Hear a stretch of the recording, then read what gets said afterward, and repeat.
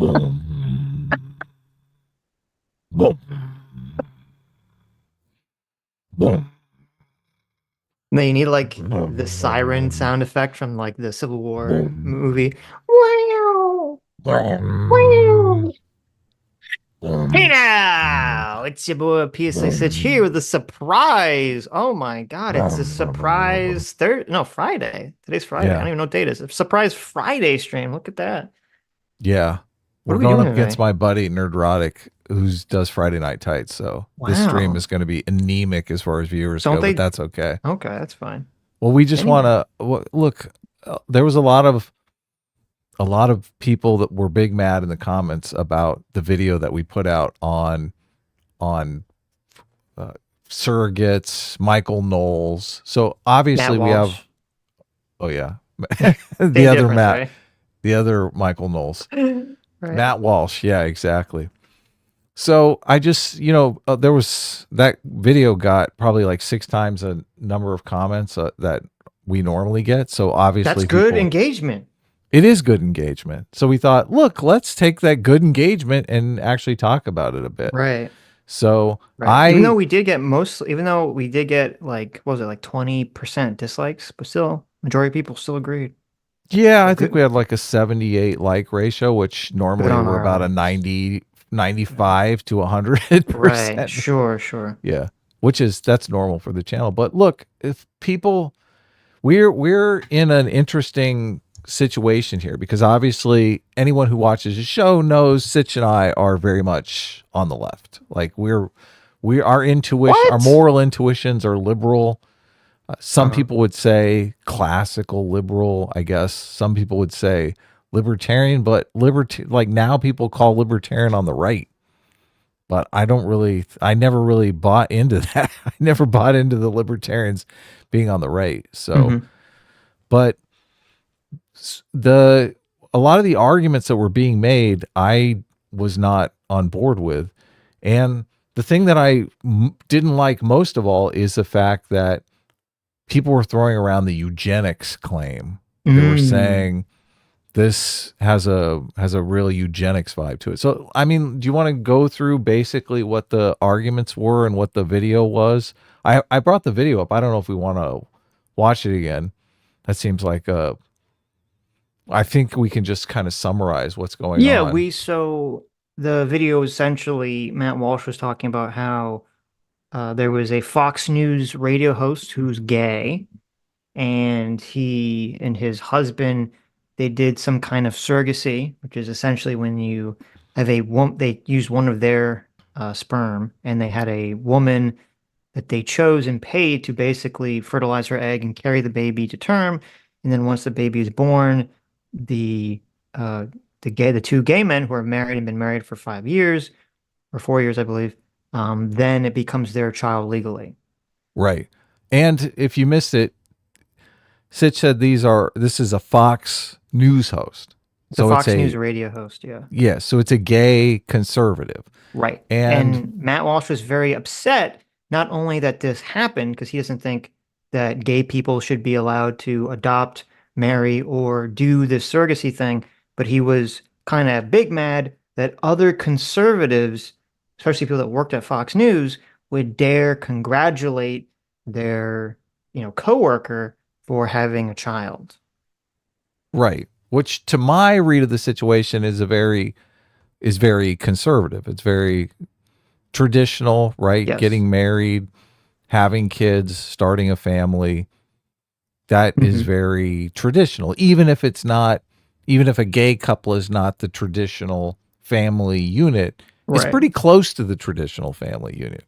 I mean, I would argue that a a gay couple with a couple of kids is closer to the traditional family unit than a single mom or a single dad. Would you make that argument? I mean, is it more traditional? I don't know. I think I wouldn't say it was more traditional, because when you say traditional, what I think of is like something rooted, like what is the thing that probably existed more in the past, right?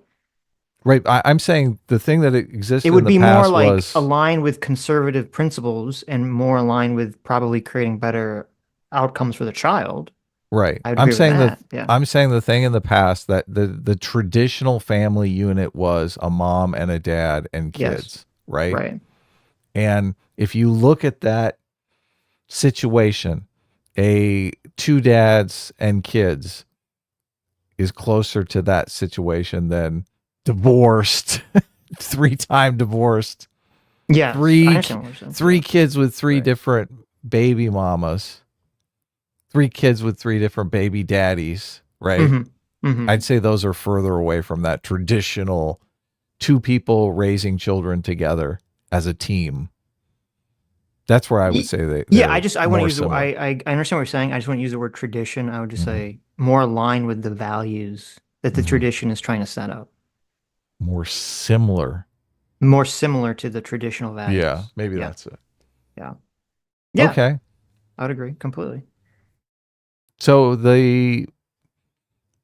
I also put up a definition of eugenics that I want to talk about because I feel like a lot of people throw around the word eugenics basically just to associate whatever you like or Hmm. whatever you believe is moral or just with the Nazis so that they basically want to just which is obviously the left has been doing that forever, right?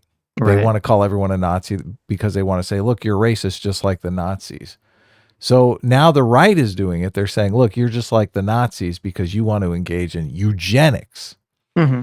And there was a big debate over whether or not the the situation was eugenics because of these two gay guys. They picked out a supermodel surrogate, supposedly very intelligent, Ivy League educated, and they bought eggs from her that they were going to inseminate with their sperm, and then obviously the surrogate is going to have no the woman that carries the baby is not going to have any genetic relation to the baby whatsoever, which Oh, wait, actually you that think, seems wait. They never said whether the person who carries, I just assume the person who carries the baby eats their egg, but they never said one way or the other. I don't know how it works actually. I don't think that's how it works. You think okay, so you think it's a third person. So they take one person's egg and then a third. I mean, you could be Yes, correct. You could be correct, but I'm not sure. that's exactly how they do it. They Right. so they're buying the genetic material from one woman, the Hmm. supermodel, Right. and they get a big fat dumpy chick who's got nothing going on for the next 9 months. And I don't she's the think that's one what that happens. I don't think that's what happens. well, look, I'm obviously joking about the Right. big fat dumpy chick, but they do, I'm sure they make sure that it's a healthy woman who doesn't smoke and has never done drugs and all that stuff. Hmm. But she's not going to be genetically related to the baby.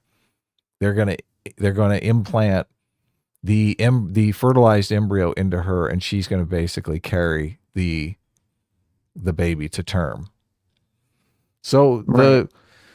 so what came up with the eugenics thing, and this is, I mean, I've never really looked into the definition of eugenics, but I started looking into the definition of eugenics, and we're kind of in another situation like we had with the collectivism versus individualism debate that we have. I like I like words. Words seem most useful to me when they're clearly defined. Now, I Hmm. realized in a political context, words are most useful to people when they're not clearly defined because then they can use them to smear people, right? The people on the left, the leftist socialist types generally like racism being defined in this nebulous, systemic racism way because it allows them to call people racist and feel okay about it because they're like, oh, well, this person's probably not really racist, but they're systemically racist, right? Hmm. So I feel like that's kind of the same thing that goes on with the word eugenics. So like I'm what is your take on this clarity of definitions? Because we did have a conflict over it Right. on Well, the on the other bef- situation. before I answer your question about eugenics, regarding the video overall in totality, it seemed to me that there were three main arguments against the procedure. The first was that just being anti-gay was number one. It seemed to be like an underlying thing for a lot of people. The second is to be anti-eugenics, like you're talking about. And then the third is just to be anti the idea of surrogacy altogether, regardless of whether it's for gay people or straight people. So those seem to be like the three underlying things that were happening. But to answer your question about eugenics, my Hold understanding, on, let me write those down. Anti-gay, anti-surrogacy, and what was the other one? anti-eugenics, Anti-eugenics. Okay. right? Um, and so it's kind of important when people are arguing or time out is to figure out what is the actual belief that they're arguing from. Like, where is the thing they're arguing from? I mean, because actually, if we were to be that clear, there'd be a fourth, which would just be the anti-tradition, and then a fifth. Because I think like the eugenics thing is interesting because when I think of eugenics in terms of how people are using it, to me, what that generally means is that there's some kind of state actor who's making determinations about how to breed humans from a collectivist perspective. It's like, how do we build ourselves the strongest society? How does the state build itself from this to be the strongest state or the strongest society? And it's by like controlling how individual people breed. And as I said in the past, it's really weird. In some states in America, there's actually this really wacky thing where when the eugenics movement was actually like popular in the early 1900s, was like you had to go to your local government and actually get permission to have a baby because they didn't want like people of low genetic stock to have babies or something. Right, You as know, as you the, do. Right, though I don't know how often that was, denied. So it could have just been like a weird formality. But to me, that's what eugenics means is when the state is sort of as a collectivist, and I think it's intelligent for you to bring in individualists versus collectivists. The state as a collectivist organization is trying to utilize individual people's births for this collectivist goal. That's what I Right. think of as eugenics. So Um, that's exactly what I basically wrote out my understanding of it, and that's exactly it. It's when some third party, and it primarily is the state, is making reproductive choices for society. So, and that's well, what makes me think this is not eugenics because obviously no third party is making these decisions for these people. These people are all voluntarily joining in this reproductive strategy. What happened? Where'd you go? I'm sorry, my wire thing was Oh, still cutting out there. okay. You got me now? Yeah. Okay. Um, yeah, well, it's when I was looking at like when I Google eugenics and I look at the various definitions of eugenics that kind of pop up, they all seem to be rooted around collectivism. They all seem to be rooted around the idea is that you're doing this thing in order to improve, quote, in finger quotes, improve, the human population or the group's population. It's all from a collectivist perspective. I didn't really see any definitions of eugenics that were really focused on like, I want you as an individual to just have your best, life outcome. Right. Yeah. No. Yeah, that's my take entirely. So, but other people are fixating on something other than that, which I would think is you're playing God would be the simplest way to put it. You're making decisions that are normally made randomly Hmm. through the reproductive process. And they're classifying that as eugenics. And my counter argument to that is that's basically how mate selection works, right? Right. Mate selection is you're making choices about who you want to reproduce with. And that is ultimately going to affect the offspring that you create. Now, these new technologies are bringing more choices in, but I would argue that as long as those choices are being made by you at the individual level, not by some third party or the state, then it's not eugenics. It's just kind of advanced mate selection. Like in the case of these two gay guys, obviously they said, look, we want a high IQ supermodel for the egg because we want our child, we want the best chances of our child being attractive, and smart, because that child will have the best chance of success in the world, right? Hmm. Right. These are the same kinds of things I think people do when they're reproducing the old-fashioned way, right? When they're looking for a mate, they're looking for someone who's intelligent, kind, honest, good-looking, and they generally find a mate that meets that criteria to the best of their ability. Whatever, obviously there are constraints of what they have to offer. Well, I think the word we should use is, because we're really talking about like evolution, and the word we should use is fitness, right? That's kind of the word that describes this concept. And when you look at other animals, that are trying to create, to attract, usually it's a male trying to attract a female. The female often is judging the male's fitness, right? Trying to Right. say like how fit, healthy is the male? Is the male going to provide me with good offspring? Blah, blah, blah, blah, blah, blah, blah. We've all heard this before. This is how evolution works.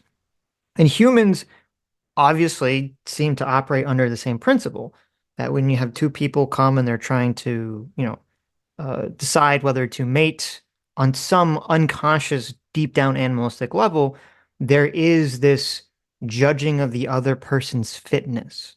This is part of why, they say like, oh, you get like an expensive car, and women like an expensive car. Because what does the expensive car mean to the woman on some kind of subconscious level? Well, it means the man is able to make money, which means that the man is able to create an offspring that will be both Cared fit and for. also he can take care of it, right? Right. Financially, Yeah. right? You Parental know, investment, they call it. right. The male is able to provide resources. So, and then you say like, well, the man with, looks for attractiveness, and attractiveness obviously definitely plays into like genetic health and fitness. Now, since we're humans and we have, consciousness, higher consciousness and all these other things, even though we are under the pressures of all this unconscious, animalistic, elephant-driven thoughts and feelings, that are happening on a deeper level, we obviously have a different level where like, well, you interact with a person, do you actually have a connection with them emotionally?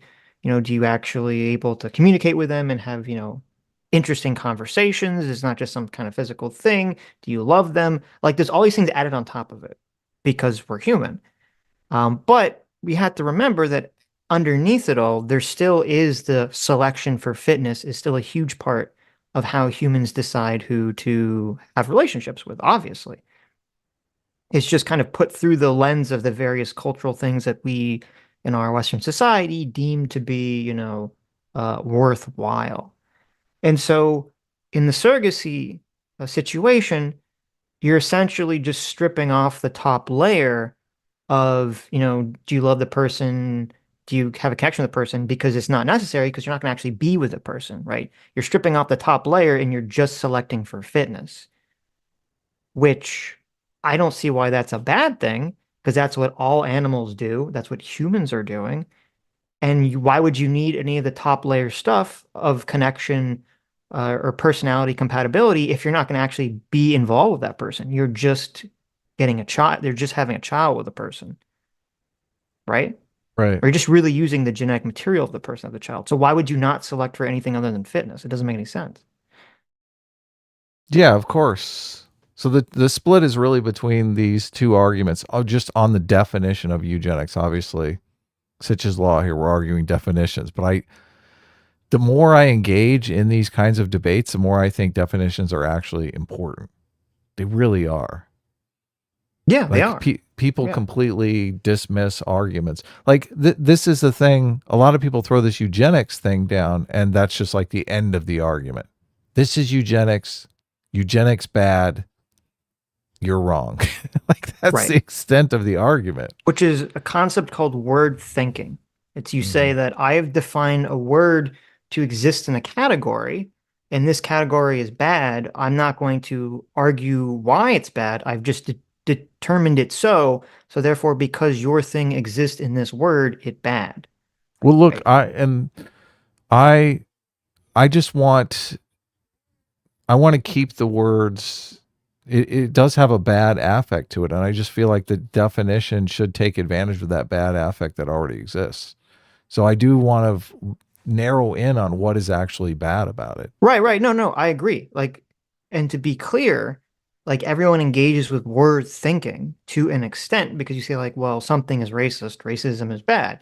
Now we've, gone through why we think racism bad, but obviously shorthand, you don't have to explain the concept every single time.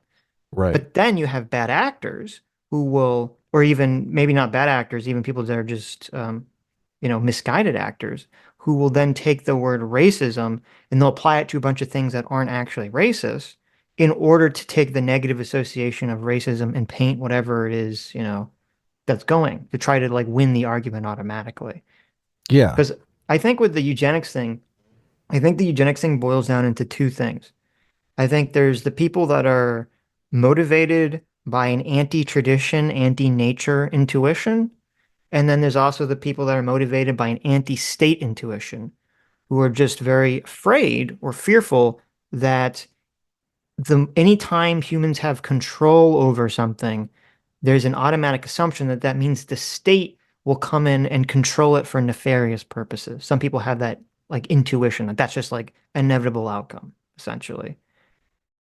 Yeah, I mean, they had this control before any of these technologies existed. They could just say, look, you can't marry that person. You have to marry this person. I mean, there's Right. literally That's a great point. situations Yeah. where that happen. Right. And so why should we be afraid that if individual families have that control from, I mean, now of course we're trying to use like a logical thing to beat down an emotional intuition. So, it's an uphill battle here. But I would say like for the from the anti-state control element, you're completely correct. The state could 100% already control how people have children and used to in the past, and it doesn't anymore. And so why would this new technology suddenly grant change the culture or the moral feelings of Americans to make it so that the state would suddenly be able to gain control of, how children should be born when it's not doing that already and it already has the power to do that. Like, why would we Right. as a society allow that to come into fruition? So we might invite some people on to talk to us about this. I know there were a lot of people in the comments talking about this. We're going to read super chats, obviously. So if you have questions or arguments against us, like I just want to have the steel man of the best arguments. Obviously, there was a lot of people who were upset that we had the positions that we had and kind of dismissed out of hand. The accusation was that we were just dismissing this eugenics argument out of hand. And that seemed offensive to a lot of people. We're defining eugenics, and it sounds like, Sitch, you're defining eugenics the same way as me.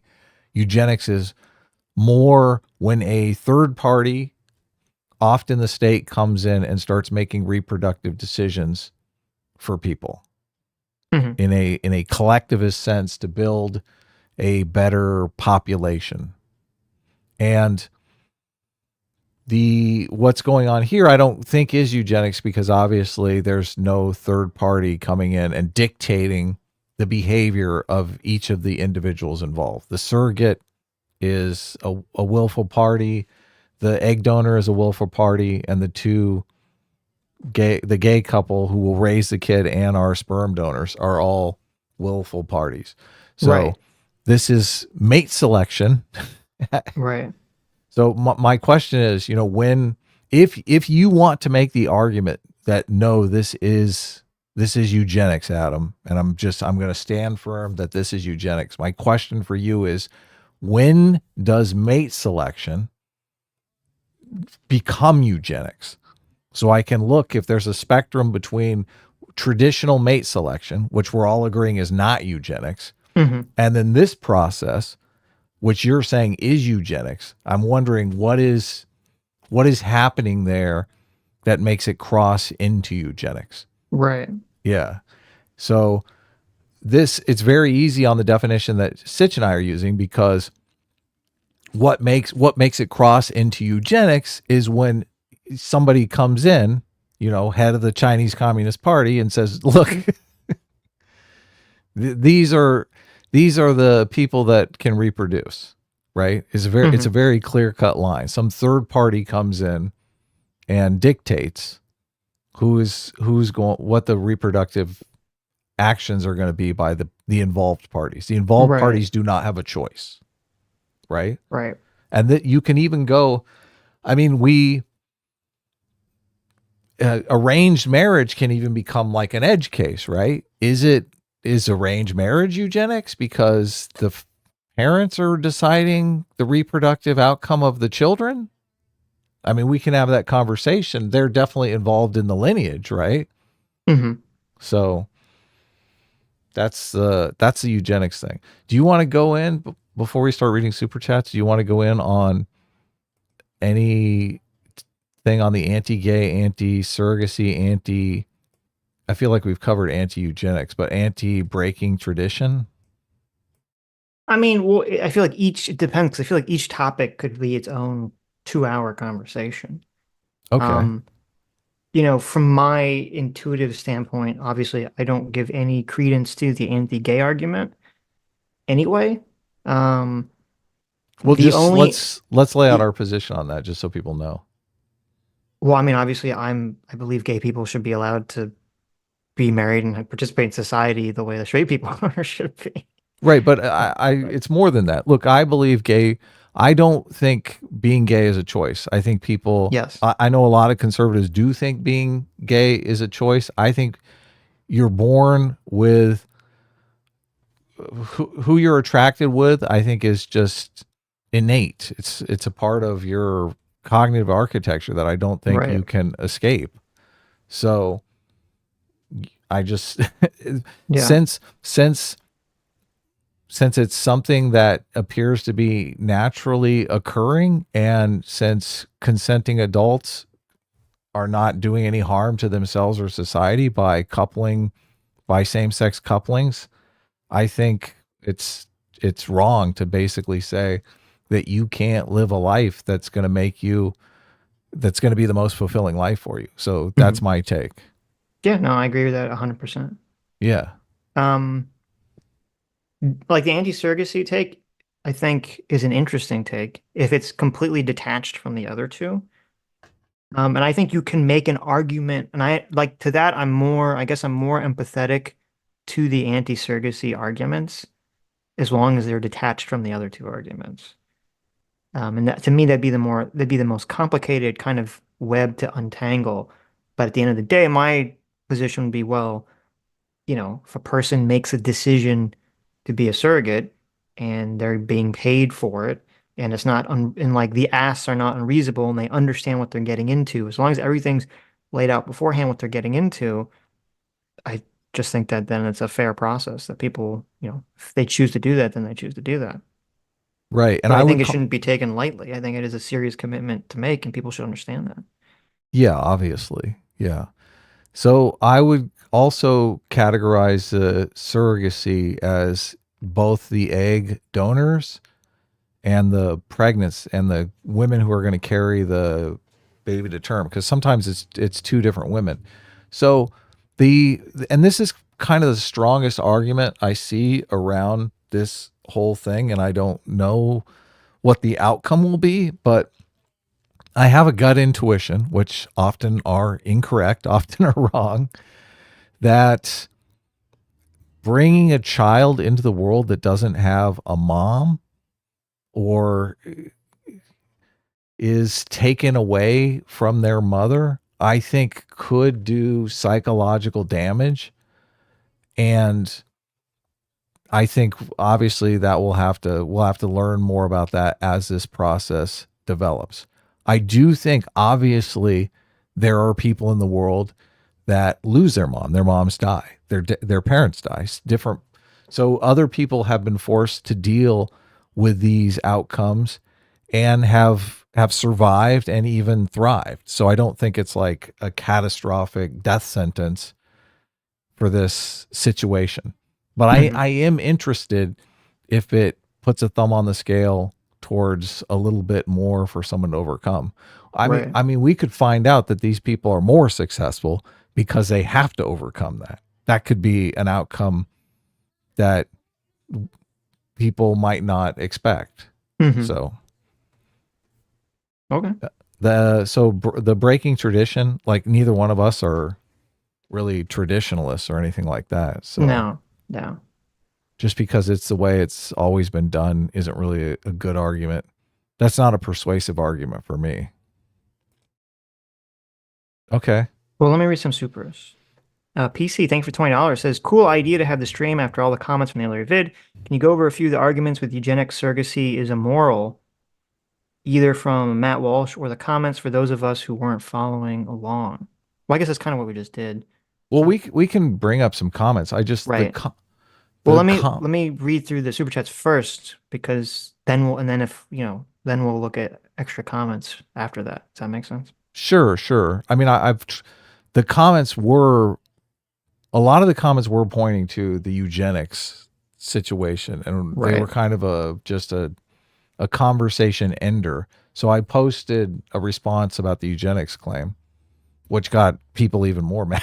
So, but look, I'm interested in the perspectives here, and I just my whole why these why it's YouTube is fun to do for me, and why it's fun to talk to Sitch, and why it's fun to debate and talk to the audience is because I'm trying to have clearer ways of thinking, clearer ways of hearing things and understanding what people mean, and just trying to make my conversations as clear as possible.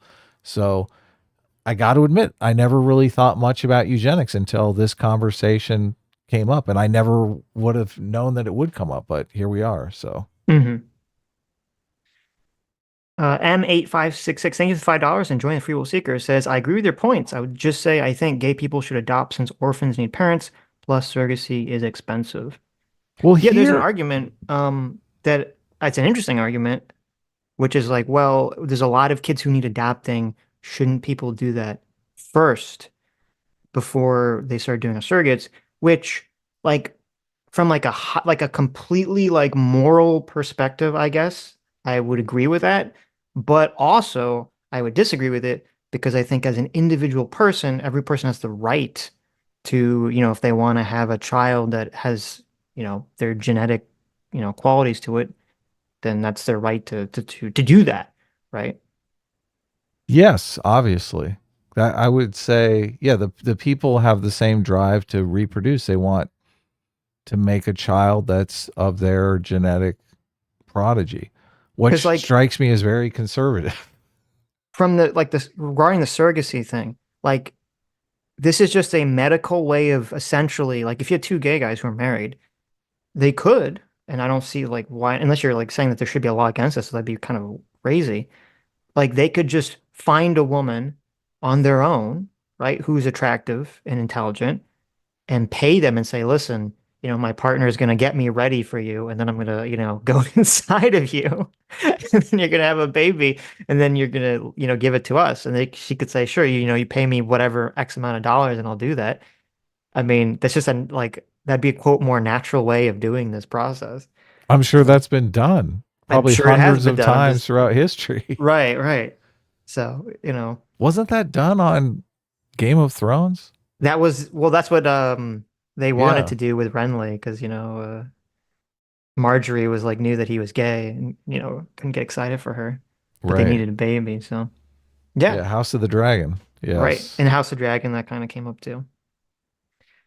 Justin Greenwood for $20. Thank you. His first super chat. Thank you. Says from the video, from 21 minutes to 24 minutes, you both made the argument that in a world where you are able to custom design your child's qualities, it would be more moral to do so and immoral to have children naturally. This is eugenics. Well, again, so first of all, I don't know how I don't know what the argument is against that. Okay. Because it's first of all, we don't say that's eugenics because eugenics says that the state is determining and controlling from a collectivist perspective what are the desirable traits, and you, the individual, doesn't have choice, or rather, your parents don't have choice. Okay. So we don't agree that that's eugenics, number one. Number two, I don't see how my argument is incorrect. If everyone if the technology exists where everyone can select the most desirable best traits for their babies before they're born, high IQ, fitness, health, attractiveness, and you make the decision that you're going to you're going to roll the dice and let, random chance decide for you instead. To me, that actually seems as an immoral option because you're making a conscious decision to make life more difficult for your child or your future child. Yeah. Yeah.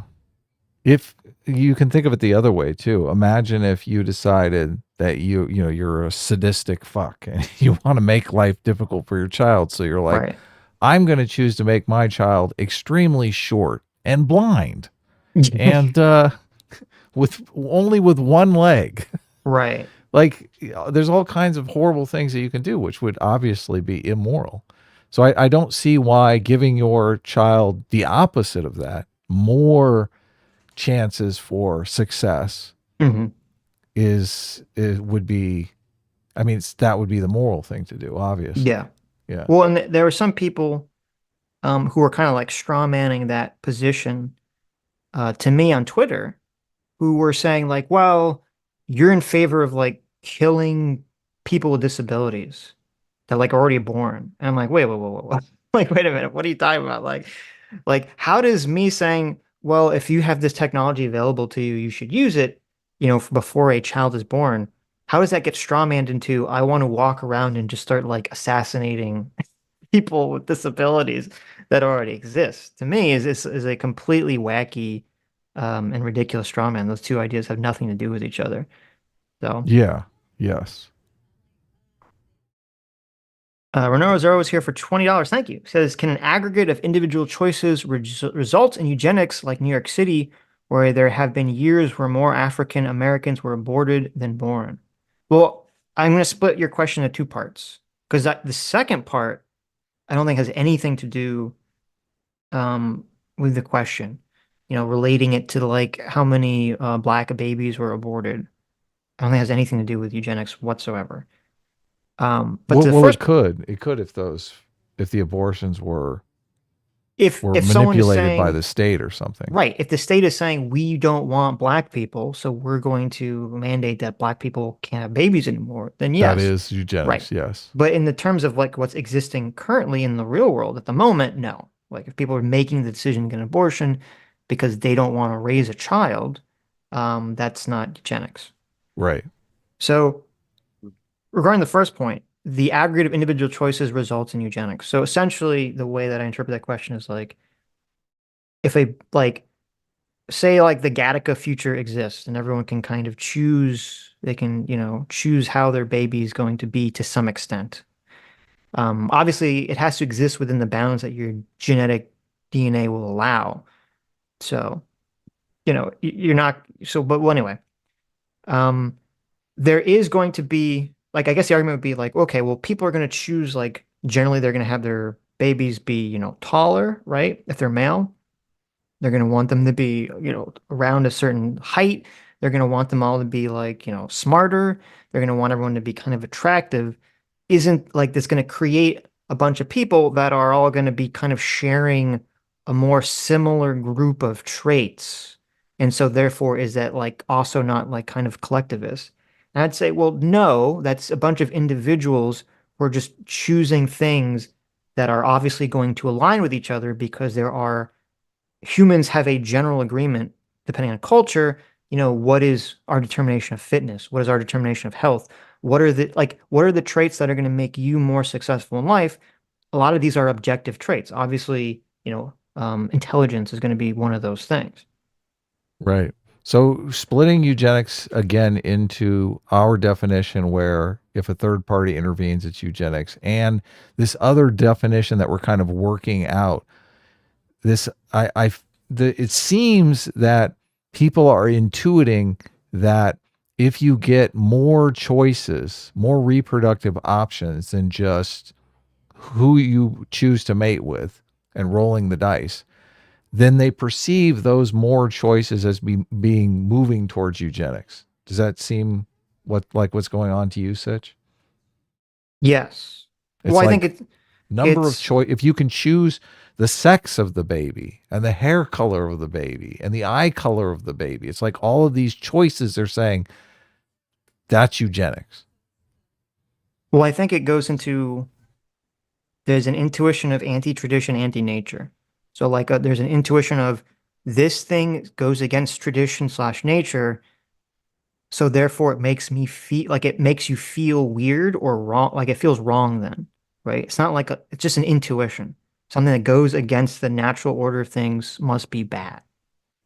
Well, That's I one do. of I them. think it hits on people's fairness cheating intuition too, because they think, look, people who have money are going to make super kids that are going to compete against my regular kids. And That okay, but that would be if we were if you're on the left, right? If you're like on the left and you're against this, that would be the argument, right? right, But I would assume that most people in our audience were making arguments, were coming at it from a more right-wing perspective.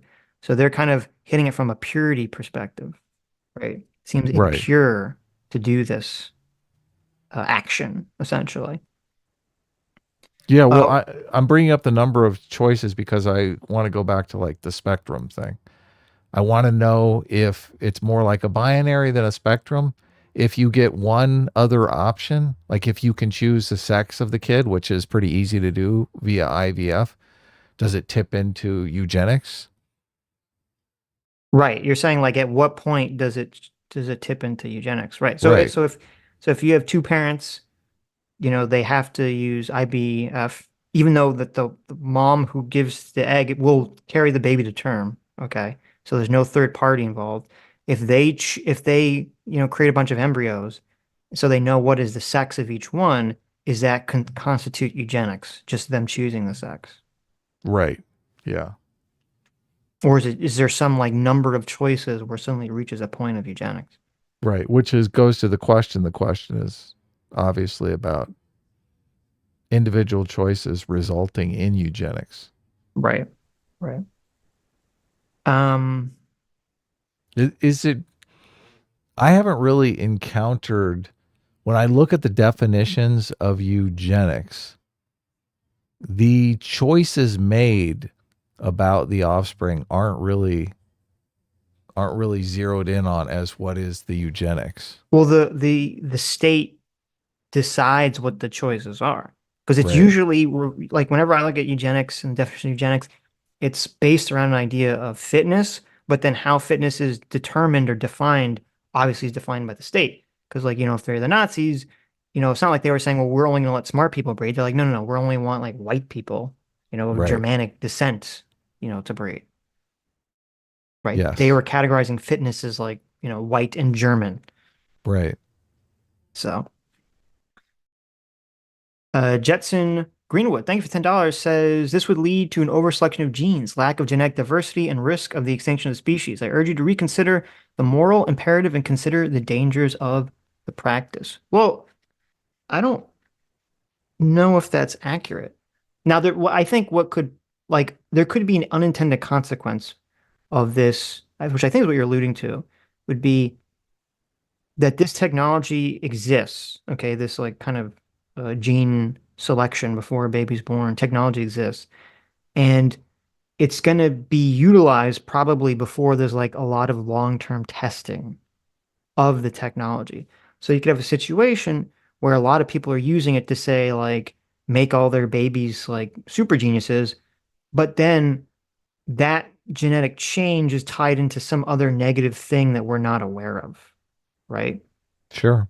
And so then if it has some kind of bad problem associated with it and everyone's doing it, would the genes to like fix the issue exist moving forward? Um, I don't know if that's actually, I don't think that's actually how it would work. Because if there was some problem, say there was some sort of genetic defect that was basically passed down because the genes, have this trait associated with them, you still carry within you a bunch of potential genes and traits that are just not turned on, right? Because that's how the technology works in the first place. You could both, you could have the capacity to produce a child that has an IQ that's higher than either the parents. It's just like less likely because of kind of like the chances of how random chance and genes work. It's like how, you could have two parents that have brown hair, they could still produce a blonde child. It's just not as likely, right? Or very unlikely Right. mathematically, but it's still possible. The gene still exists within the person. Um, so I don't think like so say we had like a theoretical where everyone, this technology exists so that every single person on planet Earth has an IQ above 140. I don't think when people talk about genetic diversity, it's not like every human being has one gene that makes everyone have like 140 IQ and that therefore that's like reduced genetic diversity. I don't believe that's how it works. So I'm not sure that's exactly how that situation would play out. I think this is actually a great argument, but I Hmm. don't necessarily know. I don't. I think there could be a time when things become more less diverse, more limited. Like there could be a limitation in personality diversity. Like nobody wants to have an introvert; they all want to have extroverted kids, right? Hmm. There could be less cultural diversity, less obviously genetic diversity. If there's certain genes that they're like, look, we're just getting rid of all these genes; they're horrible, right? And there's some unintended consequence because there's some those genes are only turned on in certain situations that we haven't encountered yet. And then when we encounter those situations, everyone's has those genes are gone. So I do think there could be unintended consequences, but just the pros and cons. The pros seem to far outweigh the cons, and Hmm. it's hard for me to imagine that we won't see that diversity diminishing. Like we talk about this in monocultures in agriculture, and we do see less genetic diversity in the plants that we're growing, and we're conscious of that, and we take precautions to deal with it. But I think we would, if this was encountered, we would take precautions against it. Yeah, well, precautions you could take pretty easily would be that a lot of genetic information would be stored um, that could Yeah, of be, course. gone back to and used if there's some issue 100 years down the road in the future and you need some kind of extra genetic material. I agree with you that with this technology existing, diversity will go down in terms Yes. of um, especially how like because there'd be like people like when I say diversity will go down, there's going to be people that are not stupid won't be born, far as more likely. People with genetic defects and birth defects will not be born as likely, obviously. So diversity will go down. It'd be kind Leftists of won't be born. what? I didn't hear what you said. Leftists won't be Oh, born. there you go. Leftists won't be born. Um, There'll be well, no I more want I bread want to come back tube. to that one. I want to come back to that because that is an issue. But it'd be kind of funny to hear people on the right in terms of the kind of this argument say that diversity is actually really important. That'd be kind of funny. But so there is an issue here, which I do think is a potential dangerous one, and it's something we will have to address when this technology exists, which is because when this technology first exists, it will primarily be used to fix. At first, when it comes out, it'll be used to fix like corrections, okay, birth defects and things of that nature. But then it's going to be used to improve, in finger quotes, babies. Make them smarter, healthier. Where to me, you get into the trouble, sticky area is if you could change people's personalities. That's when you get into sort of like the dangerous waters, I think, of what exactly constitutes a moral decision of how much you can really change a person's personality, assuming that that's even possible genetically, That's gonna be right? that's likely. No, no, no, but like, I mean, I think that genes play a large part into this, but I'm not one of these people that thinks everyone's just predetermined. Obviously, how you're raised has a big impact on how you exist in the world and perceive reality. Um, so I do think it gets into a sticky situation because you're right. Like, what is the world going to look like if every single person alive is an outgoing extrovert? Like, I don't even know how society would. I mean, maybe society would be amazing, or maybe there'd be too much conflict, right? Because there's too many people competing for top spots constantly. Like, I'm not sure what that would look like. But the you can't stop this at all unless you're willing to basically start genociding entire human populations. And this is the way that I look at it. Because even if in America, say, there's like a movement that spreads across the country and it says, like, hey, we don't believe that you should be able to gene edit your children because it's immoral, it goes against God, whatever argument you want. Okay. That's fine. That's great. But you know who's not gonna do that? China. China. Right. China doesn't give a shit. what America does in terms Right. of limiting, gene editing.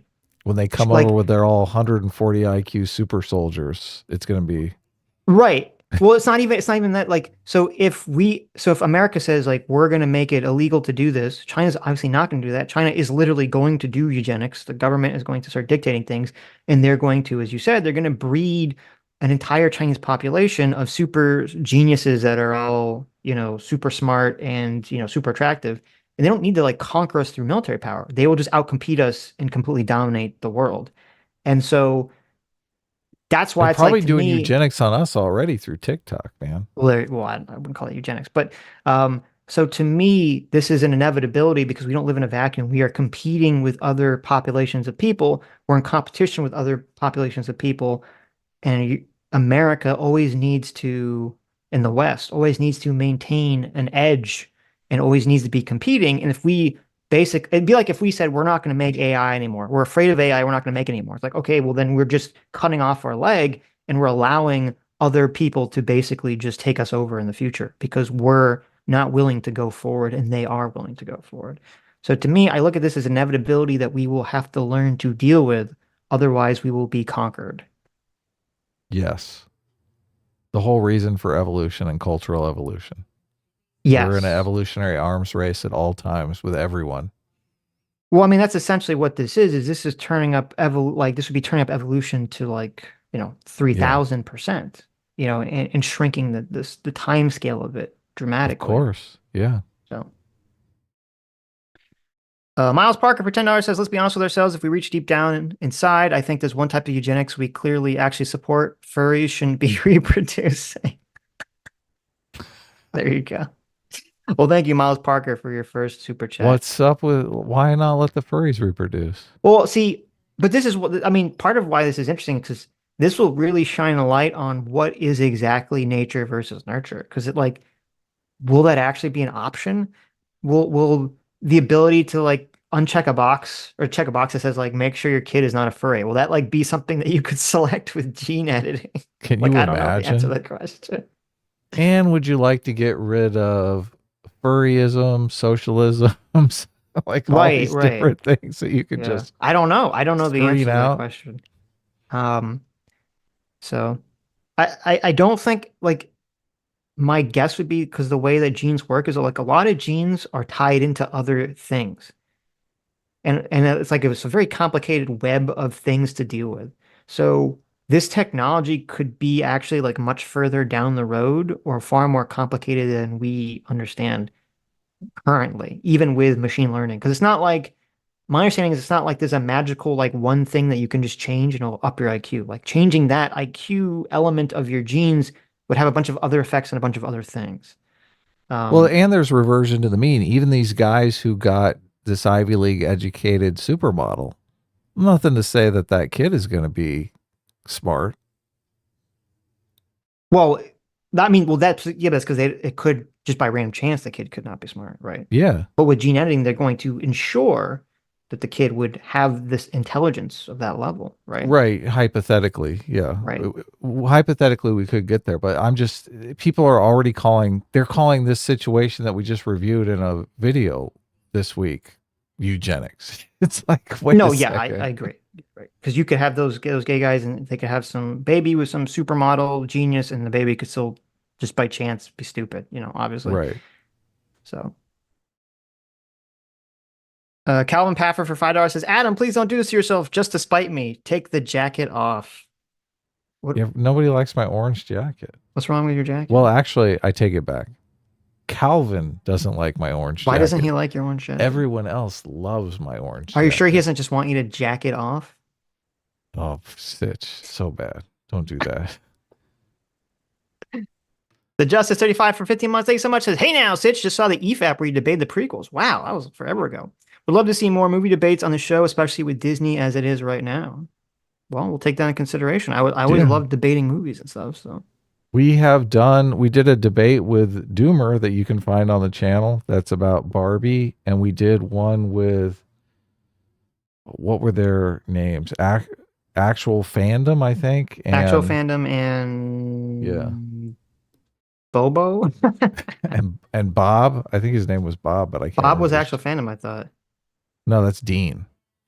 Oh, okay. We What did a we debate with two right, leftists about why She-Hulk and other Marvel properties were woke, and they right. were arguing against this, obviously. So, But we'd love to send us content creators that are willing to debate us, and we'd love to debate them. We like yeah, talking about movie stuff. We want to talk about movie stuff more in the coming year. So yes. Rotisserie Protocol for $5 says, first off, Artard send their regards, so thank you. And yeah, secondly, Adam, take off the hoodie. Red is not your color. And thirdly, Mongos bang those bongos. Well, thank you, Rotisserie. Well, what did do you they just mean? like re-up that EFAP or something? Is that why you guys are talking about it? Or is it just coincidence? Who knows? But first of all, rotisserie, I think you should do one of those colorblind tests because I don't think Adam's hoodie is red. Well, it's orange. It's orange, It yeah. is bright orange. Yeah, Yeah. So maybe you have but I a dig color it. filter on or something rotisserie, but We did a couple videos, and I was wearing the orange. So in the comments, people were not digging the orange. So obviously, I was like, okay, I'm gonna wear it on the live stream. first of all, red is Adam's color. Adam is known for his red shorts. What are you talking about? That's like Of his thing. course. Yeah. Come on.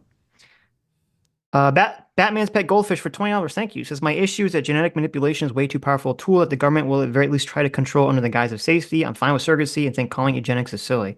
Okay, well listen, I give you like tons of credit, Batman.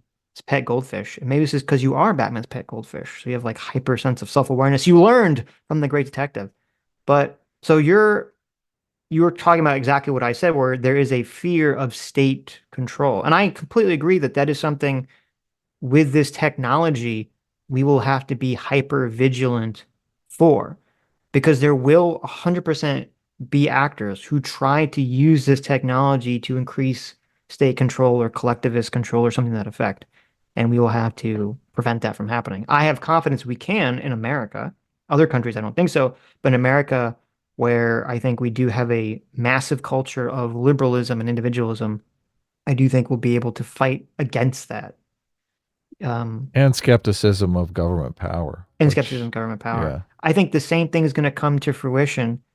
Scott Adams was talking about this today, and he made a point I actually agree with, which is that I think the future is going to be that like every individual person is going to have their own individual AI that they use as like their concierge to cultivate other information, other AIs for them because it's going to be too much to sort through, and there's going to be a lot of controversy over that because the government is going to, or some people in the government are going to want to limit what your personal AI can do for safety, right? Well, you have to make sure that your personal AI can't, show you how to build a bomb. You have to make sure your personal AI can't show you how to hack a government website. Like, there's going to be all these questions that are going to have to be answered about how these things are going to work.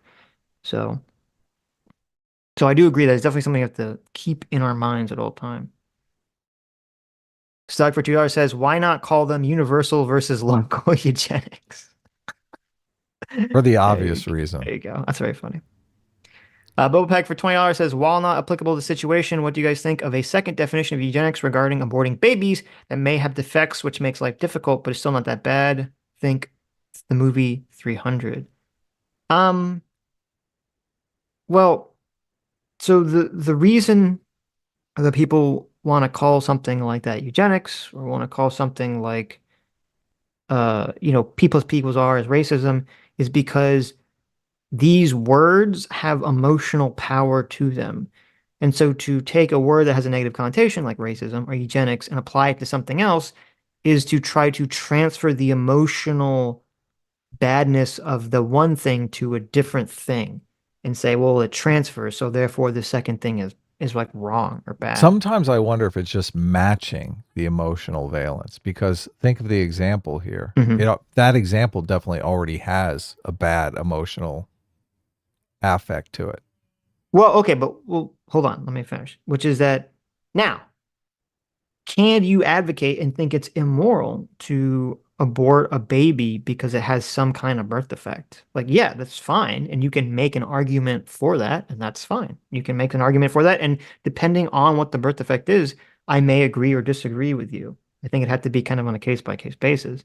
Um, obviously, if someone's like colorblind, I don't think that's a good reason to abort the baby, right? Oh my word. But if the baby is going to have that syndrome, which name escapes me, that the woman in Texas had, where it was like, 90% chance it's going to die. And then on the 10% chance it doesn't die, it's going to be like blind and mute. I do think that is a justifiable situation to abort the baby for, birth defect of that level and seriousness. Um, but I would say that personally, I don't think the word eugenics should be applied to that because again, I think the core part of eugenics is, to me, is you are trying to shape a population of humans in a specific direction from a top-down approach. And this would just be an individual saying, I don't want my child to have some kind of negative health outcome that's going to make their life, worse. And so therefore I'm going to abort, this thing that I don't even consider a child, the potential of a child, and then, start over essentially. Part of the reason for me making the distinction in the definition of eugenics is so I can just ask you. I don't have to say you have to define eugenics this way. I realize it's somewhat of a contested concept at the moment, but I can say, look, I'm defining eugenics this way.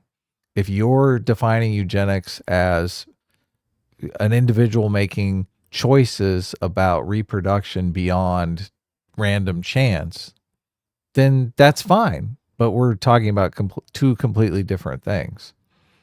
So, in that second Right. definition, yes, what you're saying would be eugenics, but I don't think by the definition we're using and the definition that I'm advocating everyone should use just to make things clearer, obviously it's not eugenics because the individual and even I mean, a lot of women, there's some kind of birth defect that appears in the pregnancy, and they go through with the pregnancy. They decide they're going to have the kid. The kid has like a club foot or something, or is missing a couple fingers. They're like, okay, I can live with that. That's not a big deal, Right. As I right? said, I think it depends on what level of birth defect are we talking about here. Yeah, You know, exactly, if they're exactly. like, listen, your kid is going to be missing his pinky finger, I'm gonna be like, okay, that's fine. But if they're like, Yeah, your kid's gonna be, missing their dong. You're like, like a what? vegetable, like a brain dead vegetable, I'm like, well, that you should just abort the baby then, like start over, abort the fetus at that point. So Yeah, I think it's highly dependent on the defect that we're talking about.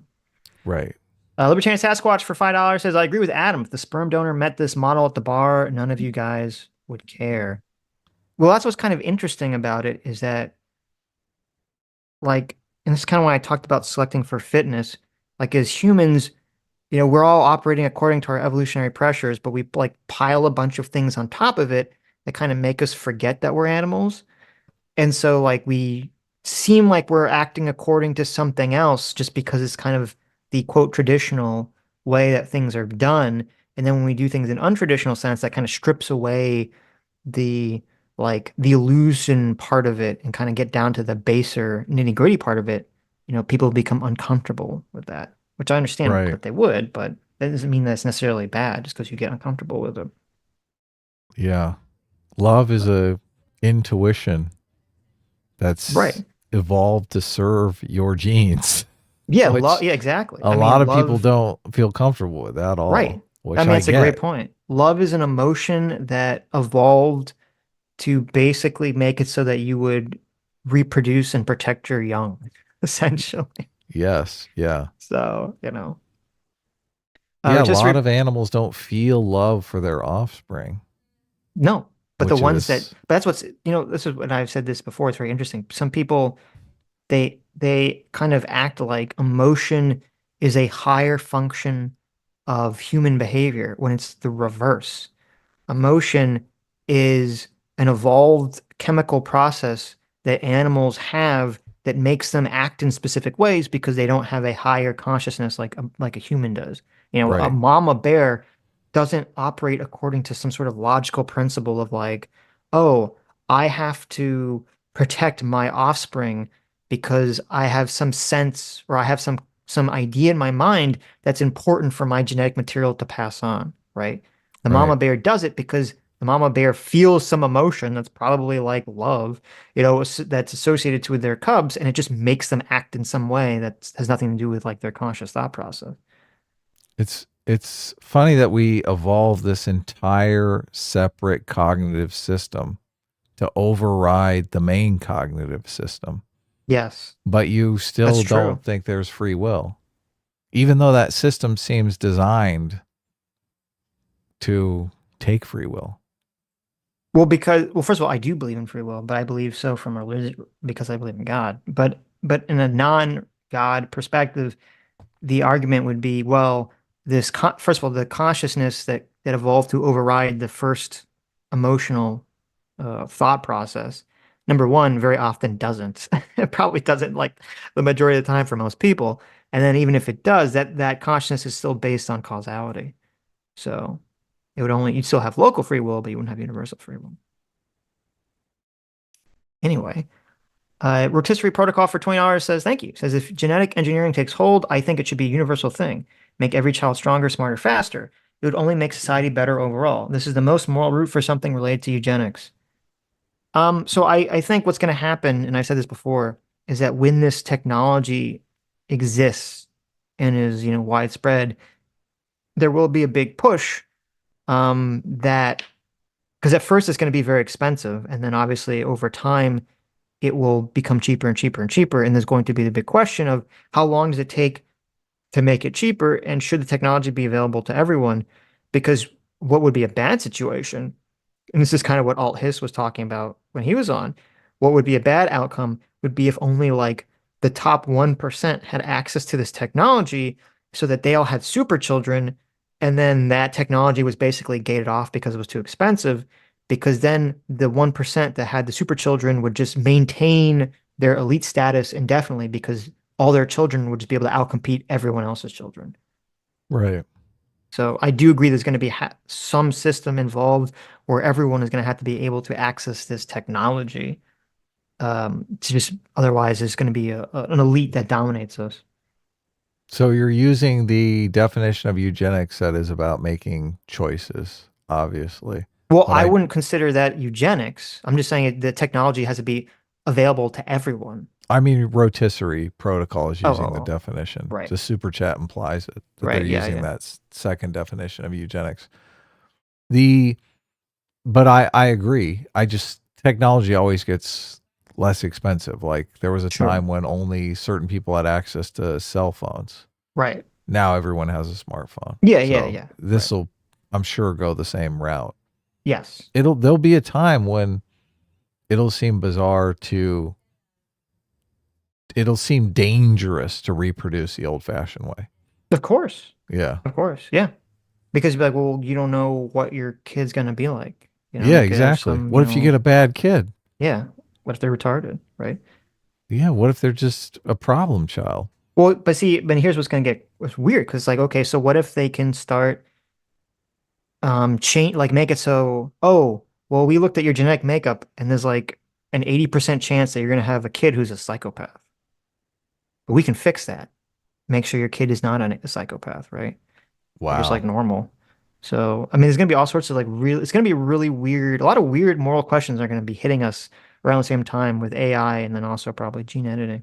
Won't we get invaded by the people that decide to make all their kids into psychopaths? Well, no, because all the psychopaths will destroy society because I don't think they Oh, could you're right. cooperate Yeah. effectively. They'll feed on each other. Yes, yes. Yeah. Okay.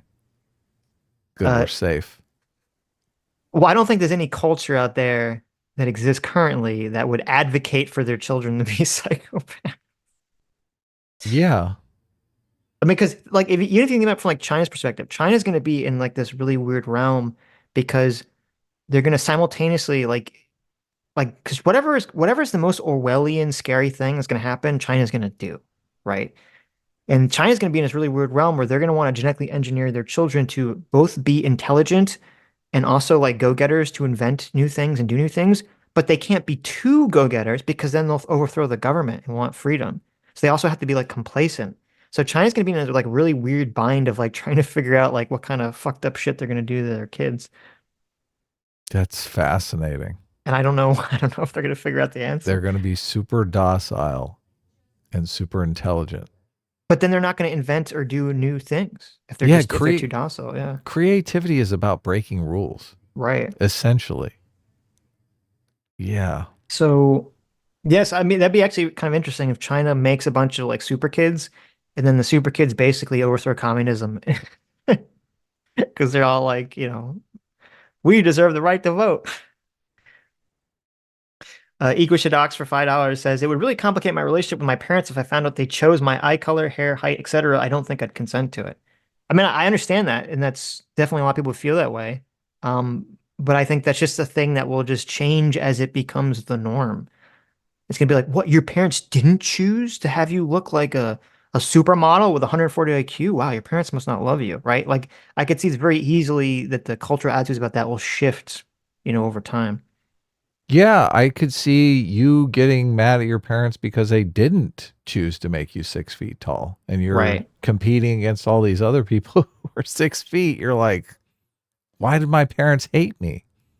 Well, and I'm not even sure, like everything we're talking about, this could all be moot anyway, because it seems like it's going to also be possible to sort of edit your genes when you're alive, like even Right. after you're born. They're already doing things like this, with gene editing, the mice to make them so they could see again when they're blind and things of that nature. So this all could be moot anyway, because it could end up becoming like the future could literally be, the Fallout, custom character booth where you go to the doctor and you're like, oh, my parents gave me one eye color, but I really want another eye color. Can you like inject me with the gene editing to make my eyes different colors? And they might say, sure. Wow. Like, I don't know, it's gonna be a weird, wacky future. How is that not awesome? I mean, I think it's Some awesome. people, yeah, Yeah. some people shudder at the idea of that. I I just mean, think that's amazing. I do, I don't like, again, I'm not gonna make any prediction on how long it's gonna take because these things can always take longer or sneak up on us without us realizing. But the past for humans has been humans gaining more and more control over their environment and Yes. themselves. And so the future is going to continue that way. And so we're going to gain more and more control over our environment and ourselves, including in ways in which we didn't think possible, which is like fully customizing your body to be whatever you want. So, I mean, that's just going to be the future. There's not really a way to stop that. So we're just got to deal with the moral questions that arise when we get there. Mr. Anderson for $2 says counterpoint. Shane Dawson bought a baby.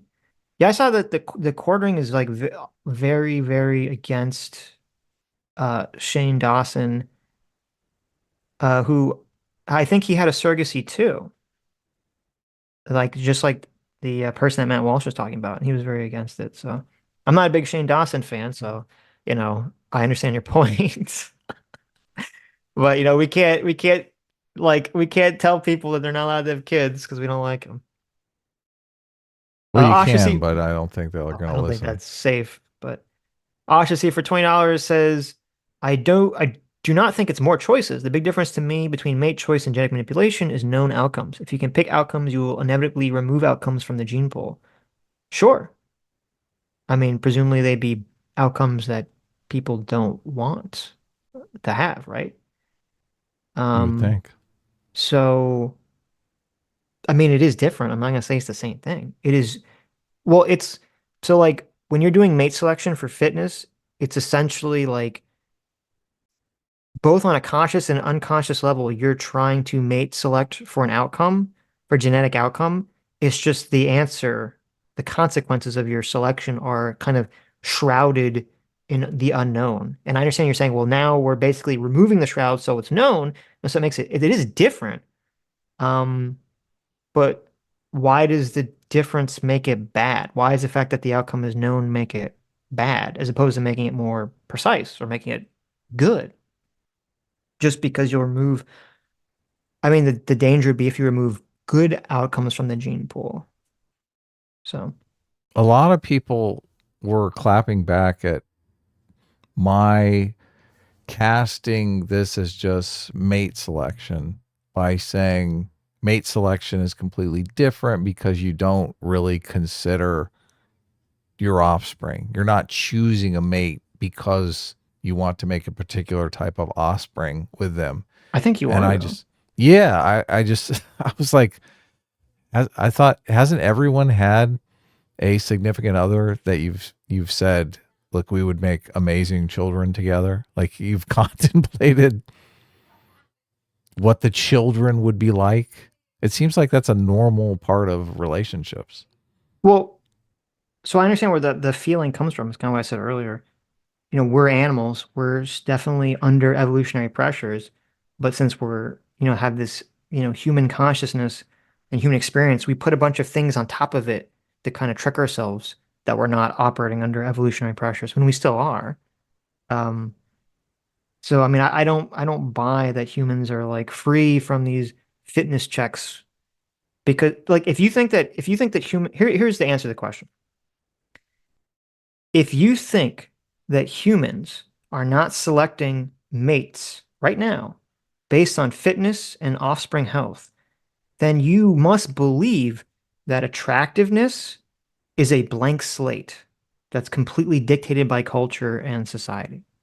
Right. Which people do believe that, but generally they're not in our audience. No, no, right, right. Because if you believe that there's some inherent biological factor to attractiveness and mate selection, that has to be tied into fitness for the child offspring. That's why those things are tied in biologically.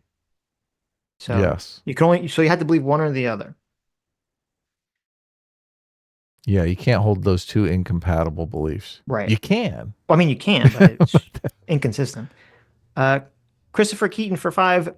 Thank you. Says eugenics is promoting, quote, good genes over, quote, bad genes in a population, whether the state or someone else is doing the promotion.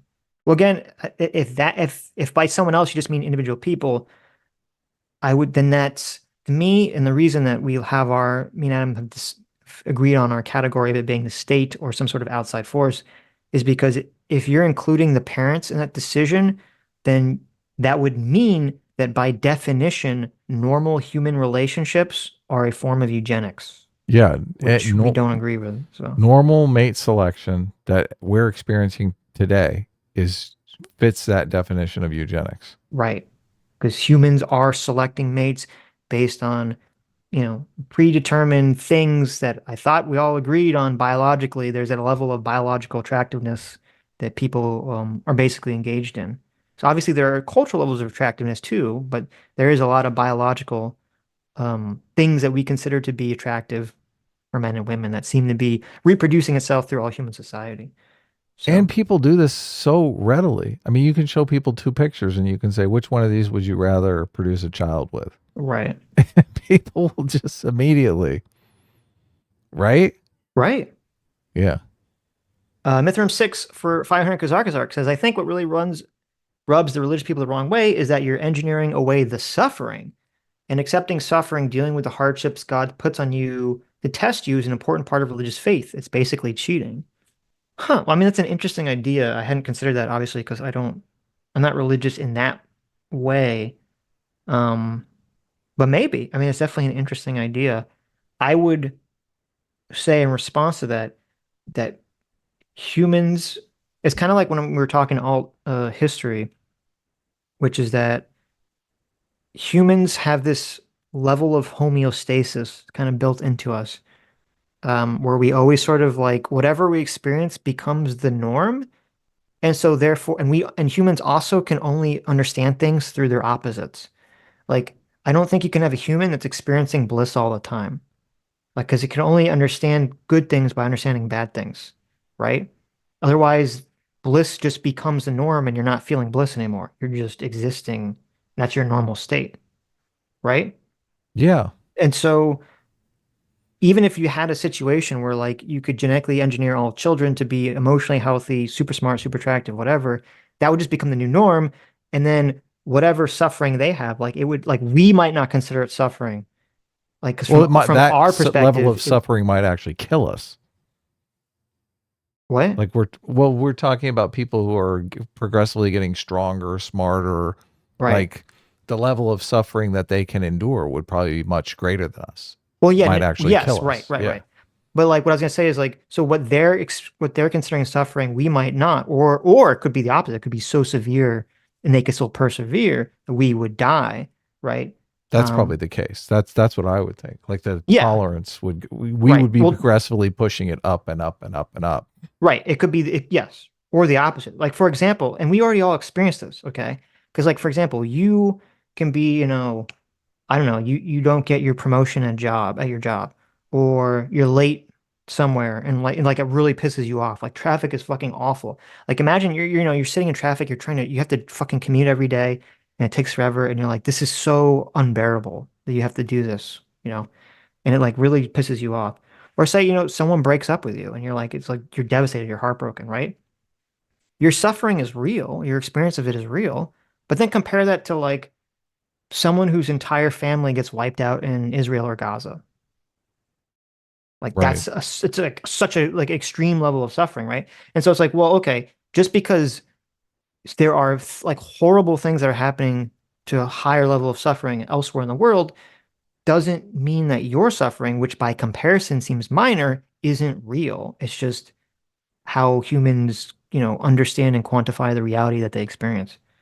So, Right. Look, I understand what you're saying about the level of suffering. My response would be that we would pick paths in life that will be increasingly more and more difficult to maintain that level of suffering. I think this is one of the powers of Christianity in particular as a religious faith, right, is that it encourages people to take on suffering, to not run and shrink from suffering, but to endure it, which creates all kinds of situations where, look, we brought up an article with those people that are doing a simulation for living on Mars for a year. Like they're basically taking on suffering. Like I can't right. think of something more horrible than living with like four other people in 1,700 square foot for a year that you can't even look out a window. So yeah, I think that we'll be able this as we create stronger and stronger beings, we'll be able to achieve more and more, accomplish more and more in the world. That's my Right. take. Well, it's interesting. It's kind of like, you know, when a lot of the early settlers came to America, they would die Yeah, or just not be able to build a colony. And there's a lot of speculation that the original, Puritans or pilgrims that came, part of the reason that they were able to actually survive in the harshness of America's wilderness was because of their religious beliefs around fate suffering. and suffering. I And didn't know and that. so the religious cultural beliefs they had created in them a psychological resistance to suffering. And what you're saying is like, we'll basically be able to produce people that not only have a psychological, but like are not a cultural, I should say. They won't necessarily have a cultural resistance to suffering. They'll have a literal physical resistance to suffering. Because we all know that there are like just by the chance Pain of tolerances. Yeah, right, just by the chances of the dice roll of genetic luck, some people's brains can be very resistant to PTSD, very resistant to anxiety and suffering. And some people, unfortunately, can be very prone to anxiety and very prone to PTSD. And see, to me, this is again a moral question, which is like, if you know you could make it so that your child won't be like, if you know that PTSD or anxiety attacks and like anxiety disorders run in your family, and you know it's like 80%, 90% likely that your child will have this, and you have the ability to make it so they won't, to me, that'd be very immoral to basically thrust this like thing on your child that you could fix. Say, oh no, I'm going to make sure that my child still can experience like horrible anxiety, throughout its life, even though I could choose for it not to. yeah. I mean, that's the kind of thing you're going to try to fix. If you end up with a kid that suffers from that, you're going to try to fix it in the real world anyway. Right. Exactly. Yeah. You're Yeah. trying to go to therapy and try to fix it anyway. So why not try to, why not fix it in an easier, better way beforehand? But it is, look, I didn't see any of the comments mentioning that perspective. It is an interesting perspective, and this is the first I've heard it. So Yeah. props for bringing it Thank you, up. Mr. William Vance for 18 months of discipline equals freedom. Thank you. Says Gattaca provides a hypothetical where we see that removing defects is good, but adding benefits can very easily create a two-class system unless religious people cease to exist or are okay with it. Yeah, no, I agree. I mean, that's what I love. Gattaca. Gattaca's a great movie. Um, and it definitely that's what I was talking about with the 1%. And you have to be careful because it's very easy where you could create a situation where there are different castes or classes of people, the genetically, improved versus the normals. And it could definitely lead to bad outcomes.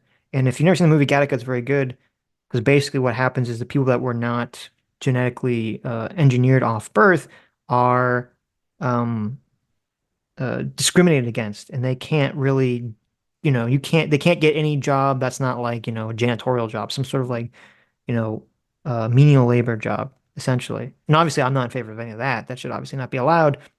And that's going to be an interesting thing. Right now, we're talking about like affirmative action with race versus merit. And going forward is going to be a time where it's like, will jobs be allowed to discriminate on the basis of genetic heritage, right? Like, because the jobs are like, oh, we're only going to hire people that have had like their genes edited to be superior, right? So there's going to have to be some kind of law that basically prevents that from occurring. So, Yeah, look, we're totally against the caste system. One of the reasons why I hate all of this critical social justice stuff is because I feel like it's basically just reconstituting a caste system, right. which it's ironic it's being done by a bunch of leftists since the caste systems are ultimately traditional and have been around forever. So Yeah. we definitely have to be aware of that and weary of that. So, True. yeah. Moondoggy for $50. Thank you, Moondoggy. Says, I just want to support. I felt bad for telling the right toys the F slur in your comments section. My elephant was rampaging. Well, thank you, Moondoggy. It's okay.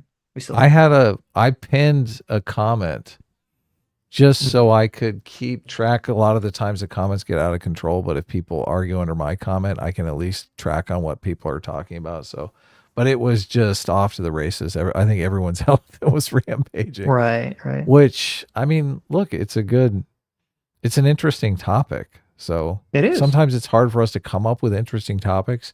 A week ago, I never would have thought this was an interesting topic. So, Hmm. but I guess it is because there's a Conversation lot of about it. controversy in it. Right. Yeah. Uh, M8566 for $5 says, thank you, Sitch, for helping me strengthen my love for the Phantom Menace. Your arguments really made me think about how well written the film is. Well, listen, I'm glad it helps you in some way, okay? That's a backhanded compliment, right? I understood that. Yes, I Okay. got it. I was aware. Stug for $10 says, I do think early versions of tech will cause a lot of immediate problems for newborns. And again, I don't know how complete our understanding of different genes interact with one another will be. No, I would agree with you, Stug. I think there's going to be a lot of problems when the technology first comes out because there are a lot of gene interactions that people don't know or not clearly aware of. And so there is going to be a lot of problems with the first generation of kids that this technology, is used on them. So I definitely agree with that. Well, they're doing this kind of gene editing with plants in agriculture. So I'm assuming that they will get lots of experimentation in with non-human animals and No, plants. yeah, I know, but Yeah. they're going to do a lot of testing, right, on non-human animals, but there's always a difference, right? There's always some difference between, the non-human testing and the humans when they start doing it that are unforeseen. Sure. So It it's could always going to be happen. something. But Oh, oof. I think of those people who were the first to try the vaccine for COVID. Oh, well, I mean, there you go. Josh Joseph Wright, thank you for the $10. And the first ever super chat, thank you. Says this is how you get Handmaiden's Tale. I think you guys should really have someone on to actually debate this. Well, regarding the second thing, we could. If we have someone who wants to debate it, we could yeah. definitely set up a conversation. If someone wants to come on, once we're done with super chats, if someone wants to Right. jump in and Um, talk to us, I don't. I've never seen Handmaiden's Tale. My understanding of the plot is that, Handmaid's Tale. oh, am I saying Handmaidens? Yeah, Handmaid's Yeah, Tale. Thank you. My understanding of Handmaid's Tale, I thought the plot was like for some reason global fertility like drops to very low. And so that's why basically, polygamy is instituted just to have a bunch of kids or something. Isn't that what the story is about? I I thought. believe Let me look it so. up. Well, no, Let me Google it. I believe there is a handmaid that is the one that has the babies for the family. So the husband Plot. impregnates a handmaid. In a world where fertility rates have collapsed as a result of sexually transmitted diseases and environmental pollution, the totalitarian theonomic government of Gilead, oh, like in Dark Tower, establishes rule in the former United States in the aftermath of the Civil War, blah, blah, blah, blah, blah. Okay, I mean, I guess I'm not really sure how that maps onto what we're talking about. I mean, this is a situation where you have an environmental issue causes birth rates to decline. So a civil war breaks out and the government becomes totalitarian and institutes a culture to essentially, I assume, promote as much births as possible. I guess I don't see how that maps onto what we're talking about. Right. Good Faith Gary for $50. Thanks so much, Good Faith Gary. Says just got in, so I'm catching up. I'm against surrogacy gene editing for babies because it devalues the magic behind pregnancy slash childbirth by placing a price on it or, quote, sciencifying it. Gene editing generally seems like a slippery slope to bad. Well, you know what, Good Faith Gary, I thank you for that argument. That's a very powerful and true argument. So there you go. Thank you. Yeah, you It got to does have that reduce, random chance. That's the magic. That's where I the mean, magic happens. well, it's funny because I know that Good Faith Gary is saying it's kind of a joke, but that is actually the intuition, is that that things that are random chance but that turn out in a way that you like, I mean, that's what magic is, right? Oh yeah. So Oh yeah. it definitely does take away the magic. I agree with that. Max Attack for 10 New Zealand dollars says, you know they will make a true non-binary human. Well, so you know what? That's true. That's going to be so the one of the moral questions to consider, and this is something we're going to have to deal with, is going to be like what is allowed in terms of editing your child, because there's going to be people who I would consider immoral who are going to want to do crazy shit with their kids. They're going to be like, I want my kids to have tiger stripes, you know?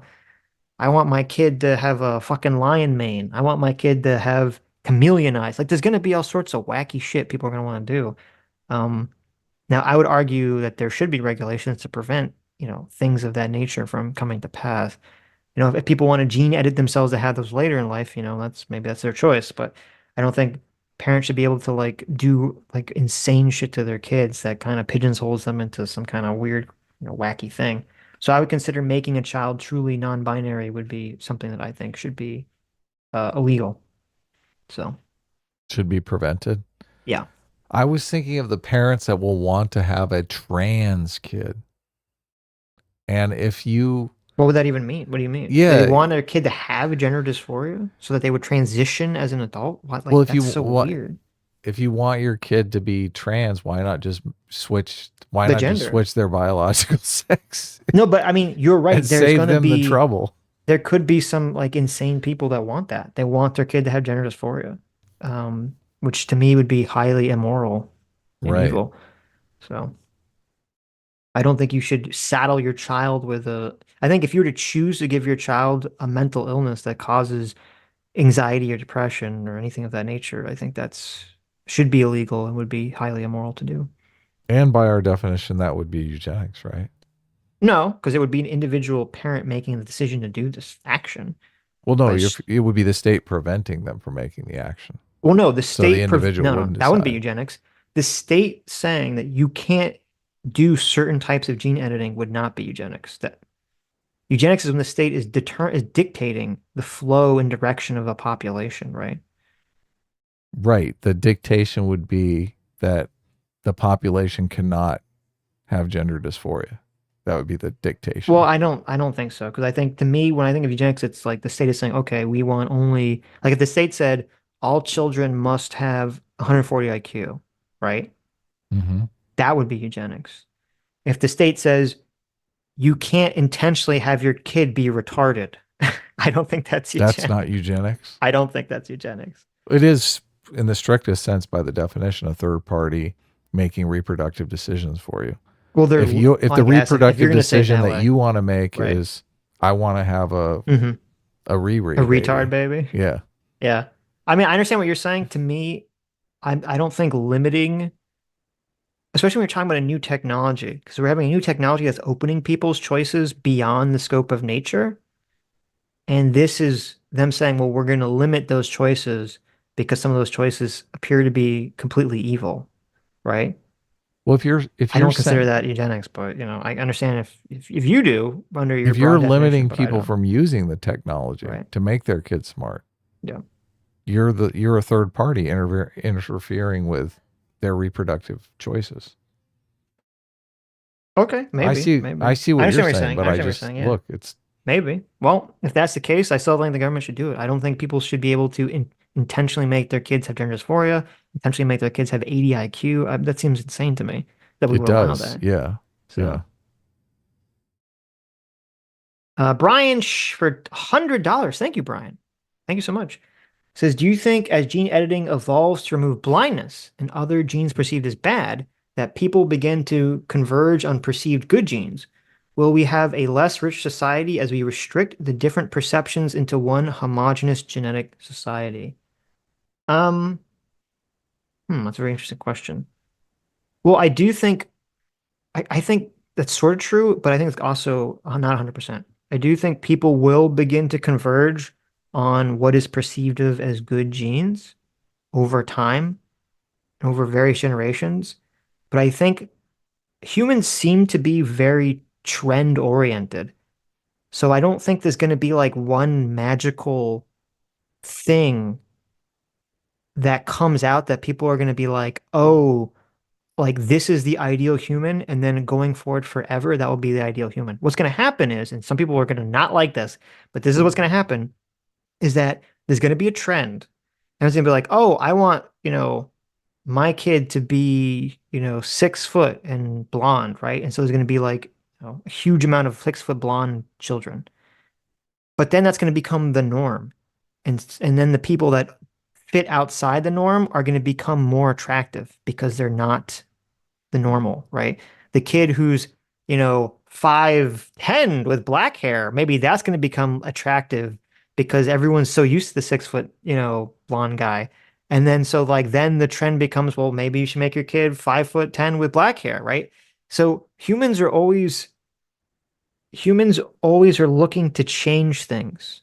I mean, that's what trends are. That's why like there's no, if you look at fashion or you look at architecture, you look at art or you look at anything, that's why there's not like one like this is the best fashion and it's forever remains the best fashion. It's because people get bored with things over time and they do want to change. So I don't think there will be like a quote. I do think we'll kind of like converge on a general sense of like good genes, but I don't think there's ever going to be like this specific homogenized person that will be the forever person that all people are born afterwards. And I agree. also, Oh, well, go let me ahead. say just and also again, this gene editing, at least from my understanding, it's not like you're not starting with a blank canvas and you can do whatever you want. It has to be based on your genes too. Yeah, I guess. Hmm. I just the obviously people will want something outside of the norm. They'll be looking for something new Right. and trends will change, but just on the height thing, I can't imagine height going down.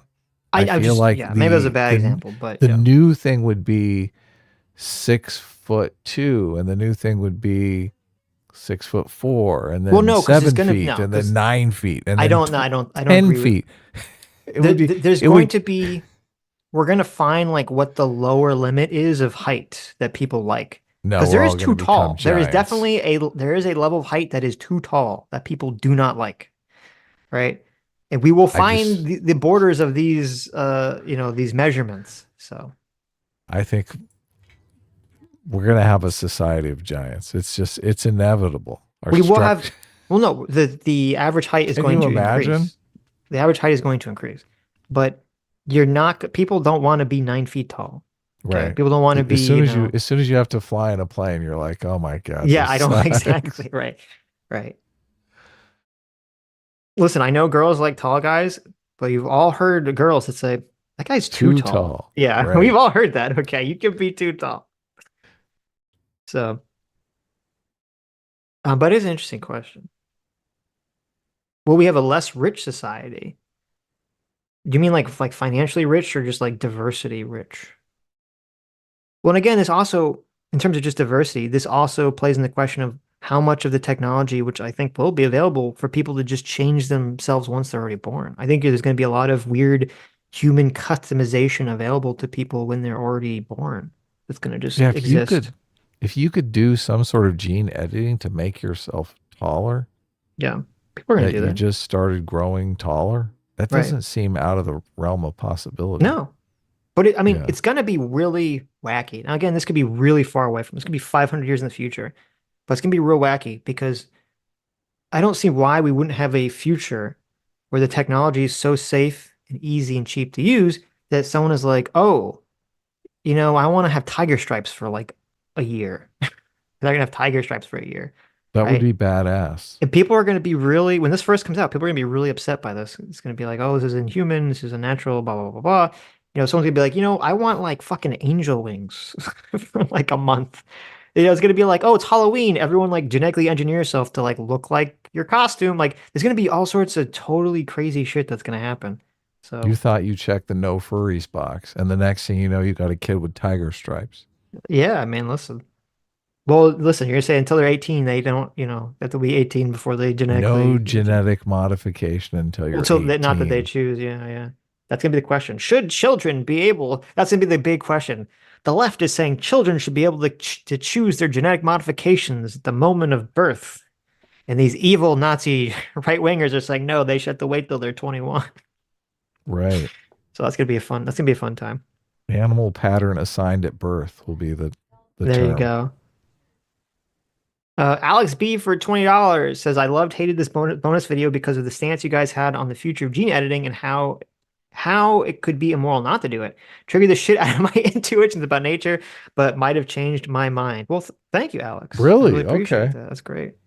It's Yeah, hard in these recorded videos. We don't have a lot of feedback from the chat. Well, we have right. zero We have zero feedback from the feedback from chat, chat. but Yeah, right. But so no, I mean, again, I get it. I completely get it. It's just, I just think it's a thing we just have to consider. We're always going to be in competition with other people. So, we don't live in a vacuum of whatever we want. Calvin Paffer for $5 says, nice forums, Adam. I'm glad to see them instead of that generic background character jacket you had on earlier. well, it Well, got there you go. warmer in here, so you're in luck. You're in luck, Calvin Calvin. Calvin really likes to see your arms. He just doesn't like the jacket. Oh, Maybe. look, Sammy G. Sammy G for 20 months of the Order of the Enlightened. Well, thank you so much, Sammy G. Sammy G says there's a gene called APO that is a mutation which occurred thousands of years ago. We aren't supposed to have it. 25% of the population has it. Humans should edit it out, would improve healthcare. It's related to two fat/Alzheimer's diseases. Well, Wow. there you go. Yeah, What's there's a lot of those that they now that they can test your genome that they look for to see if you have this gene that is going to give you some right? sort of early onset disease.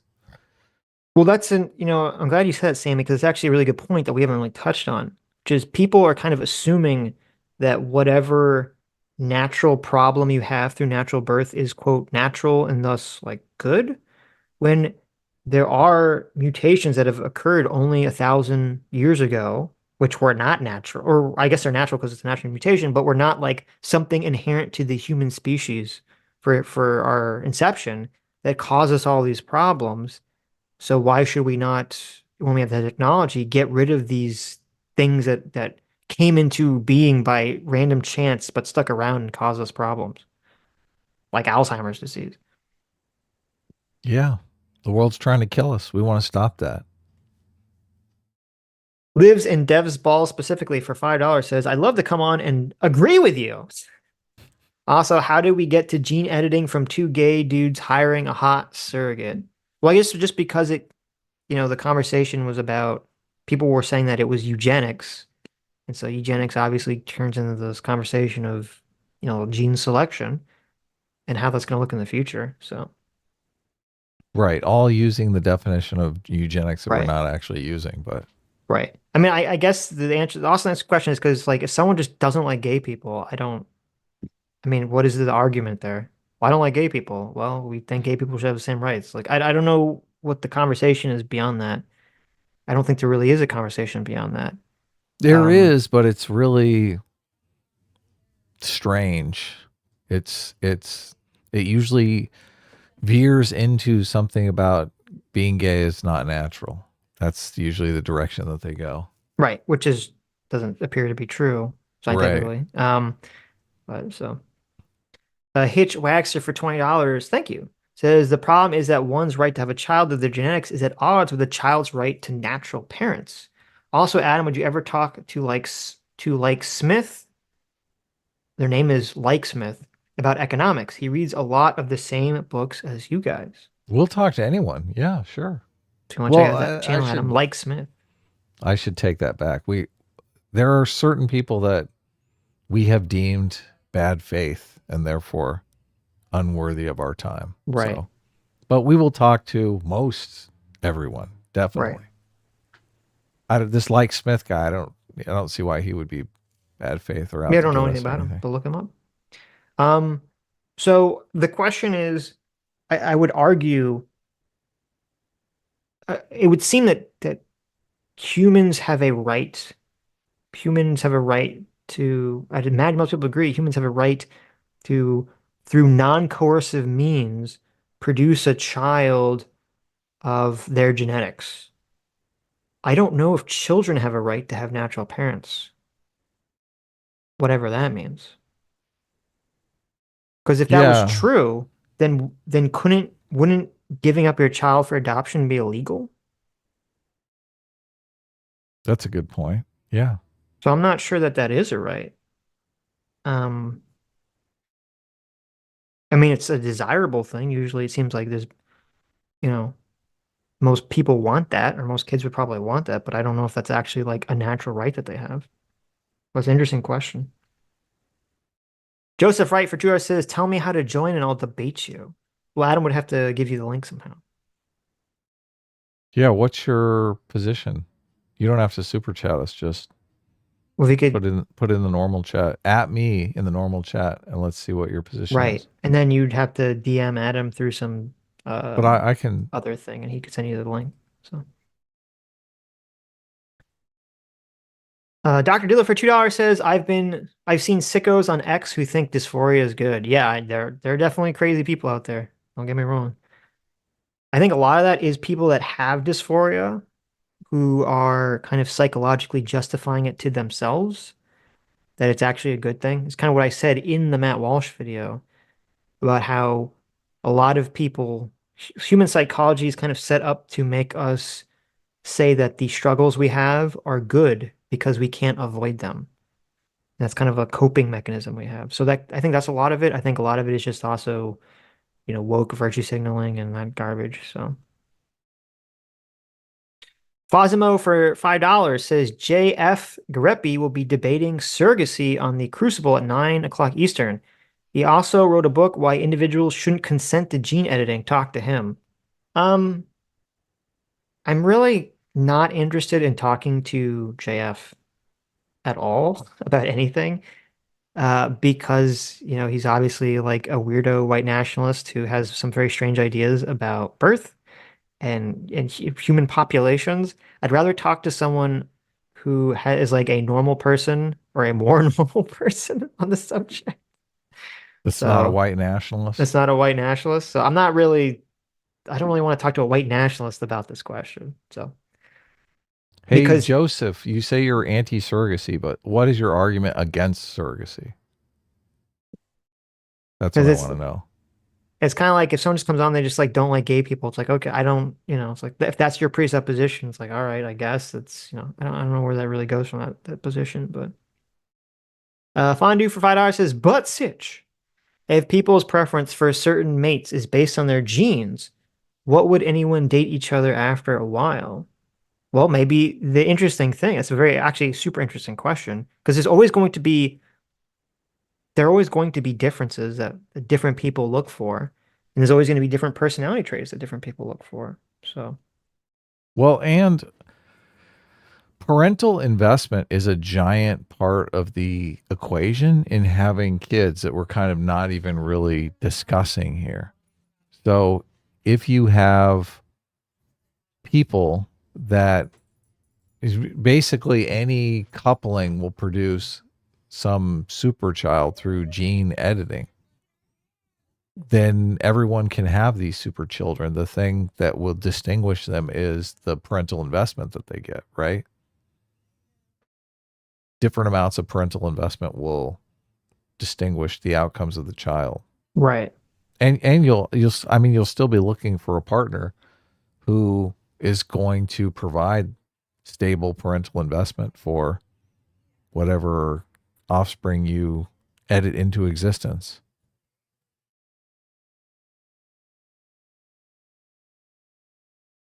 My intuition is that people will want the children to be as close to them as possible, but editing out certain genetic deficiencies like disease, that kind of thing, and probably upping obviously IQ and attractiveness. Well, I think it'll be like they're gonna want to be like the Ubermensch version of themselves, right? Yeah, yeah, Like the exactly. guy, the child will look like me, but like hotter and smarter. Yeah, exactly. But then how much will it really look like you if you're just Right. I like if don't. you're just an average looking guy and all of a sudden you've got this Adonis for a kid. But Well, I don't yeah, but even then, I don't know. I don't think there's going to be some like singularity of everyone looking the same. Like, I don't think everyone's going to look like handsome Squidward. There's a lot of diversity. There's a significant amount of diversity in like what we consider attractive. Like, there are true. traits of what we consider attractive, but there's still diversity in that. A lot of, attractive people look very different from each other, even if they have similar traits, of like attractiveness symmetry of face and things of that nature, and things of that like that. So I don't think there's going to be like a singularity of like we all look like, the same person. I mean, also people don't even, I mean, a lot of people, you just talk to people have a lot of different tastes of what they find. Not everyone wants, the same looking attractive person. Like everyone can kind of agree. There's obviously an intuition where you can look at someone and say, that person's attractive. You might not be attracted to them personally, but you understand that they're attractive, right? Like as a straight male, I can look at a guy and be like, oh, that guy is attractive or ugly. Like I understand, like my mind understands what makes someone attractive or not, but doesn't mean I'm personally attracted to them. It's the same Yeah. thing for women. There's lots of women are like, oh, like that woman could be attractive, but she's not my type. Right. Lives in Des Ball specifically for $4. Thank you. Says, ooh, put me up against one of the anti-gay people. Gay marriage isn't magical enough. Debate part two. There you go. Maybe. AKA the Batosai for 5 gifted memberships. Thank you so much. Sodos. Let's see. Sodos left a couple. Sodos for $6. Says my only contention with what you guys said was the claim that predetermining your child's future through genetic engineering is magically superior to regular baby making. Any parent can tell you how futile such efforts are. For example, you mentioned the moral imperative to give your child 140 IQ. That doesn't guarantee success and has a chance of sending the kid into Uncle Ted rages.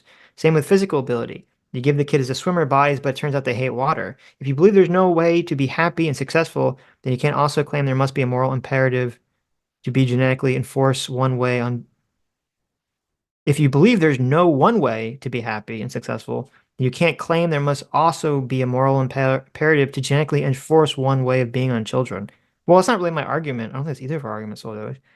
Obviously, you can genetically engineer your kid to be attractive and have 140 IQ, and they could still, for whatever reason, be miserable or suck at life or something. It's definitely possible. The only thing is going to be, I would assume you'd agree, Sotosh, that if you have 1,000 children who are genetically engineered to be 140 IQ and look attractive, and you compare that to 1,000 children that are just random who don't have any of that, that the life outcomes of the 1,000 children that have been genetically engineered are going to be a lot better on average. I don't think that would be a controversial thing to predict.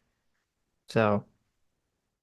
And if it turns out that that's not the case, well, then that would be a very interesting conversation. And everything that we're talking about would kind of be moot. But I'm skeptical that that there wouldn't be a very high likelihood of statistical averages being significantly higher for the uh, genetically engineered children. So, Yeah, it'd be hard to imagine. Dr. Diddler for $2 says, my worry would be stupid, trendy parents making lifelong decisions for the kid, like those idiots that name their kid Daenerys or whatever. Yeah, I mean, that's definitely the thing. That's definitely a thing that's going to happen. And we're going to have to deal with it. We're going to have to deal with the moral consequences of that. It won't be that big a deal again. If we can edit it, if you can edit yourself while you're alive, then it won't be a big deal. If you can't, then that will be a big deal. But it's just something we're going to have to deal with and figure out what are the lines of regulation that we allow and don't allow. Dill's 141 IQ elephant. Uh-oh. There you go. He's got 141, so he's smarter than all of us for $2. Says, listen, guys, you think you're looking towards the future, but you're not, because we all know that we will all be immortal by the time I can give birth to the next Mr. T as a white guy, S class. There you go. Sweet. I mean, Is that it? that's gonna be the third moral question. We're gonna have gene editing, AI, and then also immortality. And we're gonna have to grapple with all this wacky stuff. So I think we've pretty much laid out our position. We're at about 2 hours, so I think we should probably just wrap up and we'll let the conversation continue in the comment section. What do you think, Sitch? Okay. I mean, yeah, and we could, I don't know if someone wants to debate us on it. Maybe we can do that in the future in Yeah, a different definitely. stream. Look, yeah, Just that yeah. would probably be the best thing to do. Reach out and just like lay out your argument. A lot of times I don't like to get into these debates without knowing kind of what I'm up against as far as an argument How do you goes. want people to like what medium should they do this through? Well, they can my DMs are open on Twitter, so Twitter's Okay. a good medium. Right. Discord too if you can find me. But I rarely check my Discord, so Right. I'm on Okay. Twitter So way too much, as is Sitch. Twitter would be So the best way. DM Adam. So but don't this DM me. DM Adam. this was great. And I don't know what we're doing on Sunday yet, so I don't either, but we'll but figure it out. we'll see you If you have then. any suggestions for Sunday, tweet them at me. Yeah. Enlightened Centrist, thanks so much. Enlightened Centrist, 8 months being a free will seeker. Thanks so much. Says, I just joined the stream, but are we pro Down syndrome or against it?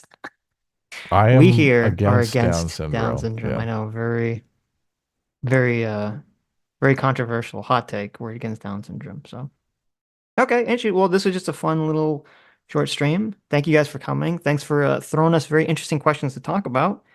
And Yes. we'll see you on Sunday. Take care. Bye-bye. Bye.